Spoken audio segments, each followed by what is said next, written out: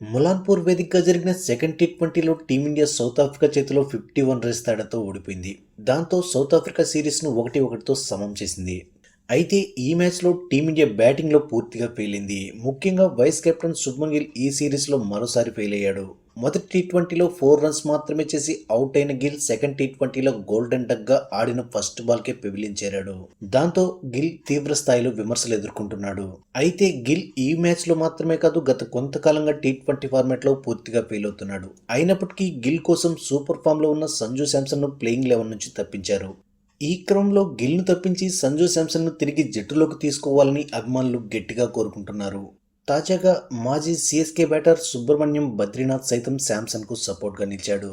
Star sports తమిళ్లో మాట్లాడిన Badrinath శాంసన్కు T20 international కెరియర్లో 3 సెంచరీలు ఉన్నప్పటికీ బెంచ్కే పరిమితం కావడంపై ఆశ్చర్యం వ్యక్తం చేశాడు. అలాగే ప్లేయింగ్ 11లో ప్లేయర్స్ కూడా గ్యారంటీగా లేని శుభ్మన్ గిల్ను వైస్ కెప్టెన్గా నియమించడంపై కూడా ఆయన ఆందోళన వ్యక్తం చేశాడు. బద్రీనాథ్ మాట్లాడుతూ, మనం టీ20 క్రికెట్ గురించి మాట్లాడుకుంటున్నాం. ఈ ఫార్మాట్లో సంజుకి 3 సెంచరీలు ఉన్నాయి. ఒక ఆటగాడి నుంచి మీరు ఇంతకన్నా ఏం కోరుకుంటున్నారు? ఇంత బాగా రాణించిన తర్వాత కూడా ఒక ఆటగాడు బెంచ్ పై కూర్చోవడం చూడడం కొంచెం బాధగా అనిపించింది. ఇక గిల్కు వైస్ కెప్టెన్సీ అప్పగించడంపై మాట్లాడుతూ, నాకు తెలిసినంత వరకు వైస్ కెప్టెన్ అంటే అతనికి జట్టులో సుస్థిరమైన స్థానం ఉంటుంది. కానీ ఇక్కడ శుభ్మన్ గిల్కు ప్లేయింగ్ 11లో చోటే గ్యారంటీ లేదు. అయినా అలాంటి ఆటగాడిని వైస్ కెప్టెన్గా నియమించారు. ఒకవేళ అతను కాకుండా వేరే ఆప్షన్స్ లేవనుకుంటే అప్పుడు మనం అర్థం చేసుకోవచ్చు. కానీ మన దగ్గర కావాల్సినంత టాలెంట్ అందుబాటులో ఉంది.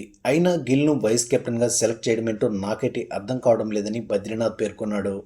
ప్రస్తుతం వరుస ఫెయిల్యూర్స్ ఎదుర్కొంటున్నప్పటికీ గిల్ను కంటిన్యూ చేయడంపై హెడ్ కోచ్ గౌతమ్ గంభీర్తో పాటు చీఫ్ సెలెక్టర్ అజిత్ అగర్కర్ తీవ్ర స్థాయిలో విమర్శలు ఎదుర్కొంటున్నారు. ఈ క్రమంలో నెక్స్ట్ టీ20కైనా గిల్ను తప్పించి శాంసన్ను తిరిగి ప్లేయింగ్ 11లో ఆడిస్తారో లేదో చూడాలి.